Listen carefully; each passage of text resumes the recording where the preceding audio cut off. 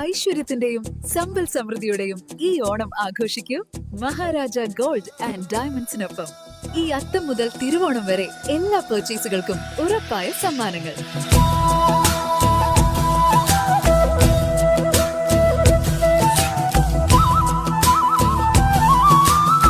സ്വർണ്ണാഭരണങ്ങൾക്ക് ഏറ്റവും കുറഞ്ഞ പണിക്കൂലി. വിവാഹ പാർട്ടികൾക്ക് പണിക്കൂലി 1.9% മുതൽ. നിങ്ങളുടെ പഴയ സ്വർണ്ണാഭരണങ്ങൾക്ക് ഉയർന്ന വിലയിൽ ഉടൻ പണം. കൂടാതെ തിരുവോണ നാളിൽ സൂപ്പർ ബമ്പർ നറുക്കെടുപ്പ്. 1ാം സമ്മാനം ഗോൾഡ് നെക്ലേസ്, 2ാം സമ്മാനം ഗോൾഡ് റിംഗ്, 3ാം സമ്മാനം ഗോൾഡ് ലോക്കറ്റ്. 10 പേർക്ക്. Maharaja Gold and Diamonds, India and UAE. Fort കൊച്ചിയിൽ ജനകീയ ഓണാഘോഷ സമിതിയുടെ പൂവിളി ഓണാഘോഷത്തിന് തുടക്കമായി.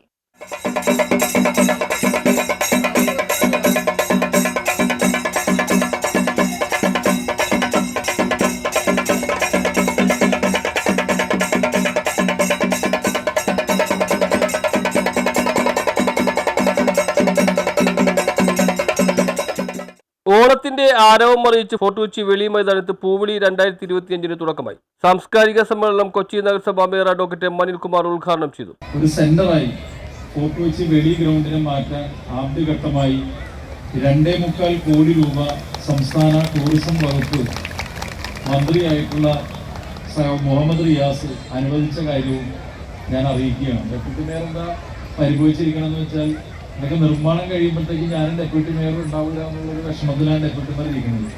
അതിൽ കാര്യമൊന്നുമില്ല, ഒന്നും എന്തൊക്കെയാണ് സംഭവിക്കാൻ പോകുന്നത്, ഞാൻ ഏതായാലും ഉണ്ടാവില്ല എന്ന് കെ ജെ മാക്സി എം.എൽ.എ അധ്യക്ഷനായി. എല്ലാവർക്കും ഓണക്കോടി കൊടുക്കുന്ന പരിപാടിയും കൂടി ഇന്ന് സംഘടിപ്പിച്ചിരിക്കുകയാണ് കൗൺസിലർ. ഓണത്തിൻ്റെ ഒരു പ്രധാന ഐറ്റമാണ് ഓണക്കോടി എന്ന് പറയുന്നത്. ഓണക്കോടിയാണ് നമ്മളെല്ലാവരും, കുട്ടികൾക്കായാലും പ്രായമുള്ളവർക്കായാലും ഏറെ സന്തോഷം തരുന്ന ഒന്നാണ് ഓണക്കോടി കിട്ടുക എന്നുള്ളത്. അതുകൂടി ഇന്നിവിടെ ഇതിൻ്റെ ഭാഗമായി സംഘടിപ്പിച്ചിരിക്കുകയാണ്. ഇപ്രാവശ്യം ഓണം എന്ന് പറയുമ്പോൾ എല്ലാവർക്കും ഏറെ സന്തോഷമുള്ളൊരു കാര്യമാണ്. കാരണം ഒരു കുഴപ്പമില്ലാതെ, ഒരു അല്ലലില്ലാതെ എല്ലാവർക്കും നന്നായി ഓണം ആഘോഷിക്കാൻ വേണ്ടിയിട്ടുള്ള. ഡെപ്യൂട്ടി മേയർ കെ ആൻസിയ മുഖ്യ പ്രഭാഷണം നടത്തി.